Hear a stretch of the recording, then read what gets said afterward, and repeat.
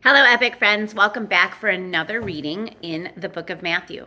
We are on our Bible reading card, Matthew 2, and we're going to be starting in Matthew chapter 16, starting at verse 13. And then we're covering a couple of different sections here. All right, so make sure you grab your Bible and your Epic journal so that you can be following along with the comma method. If you aren't familiar with how to use the comma method, we have a video that walks you through that and talks you through that so that you can refresh yourself or get familiar with that. And it's also in the back of your journal so that you can see some of those highlights. So whatever is easiest for you, if you want to listen to those things or read them, they are there for your use. All right, so let's get started. Matthew 16, and we're starting in verses 13 through 27. All right, Peter declares that Jesus is the Messiah. When Jesus came to the region of Caesarea Philippi, he asked his disciples, "What do people say the Son of Man is?" They replied, "Some say John the Baptist. Others say Elijah, and still others Jeremiah or one of the prophets." "But what about you?" he asked. "Who do you say I am?" Simon Peter answered, "You are the Messiah, the Son of the living God." Jesus replied, "Blessed are you, Simon, son of Jonah, for this was not revealed to you by the flesh and blood, but by my Father in heaven. And I tell you that you are Peter, and on this rock I will build my church, and the gates of Hades will not overcome it. I will give you the keys of the kingdom of heaven. Whatever you bind on earth will be bound in heaven, and whatever you loose on earth will be loosed in heaven."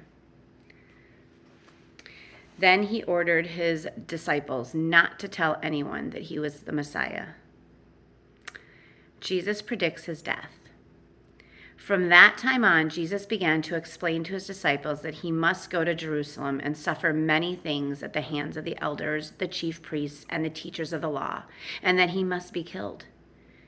And on the third day, be raised to life. Peter took him aside and began to rebuke him. "Never, Lord," he said, "this shall never happen to you." Jesus turned and said to Peter, "Get behind me, Satan. You are a stumbling block to me. You do not have in mind the concerns of God, but merely human concerns." Then Jesus said to his disciples, "Whoever wants to be my disciple must deny themselves and take up their cross and follow me. For whoever wants to save their life will lose it, but whoever loses their life for me will find it. What good will it be for someone to gain the whole world yet forfeit their soul?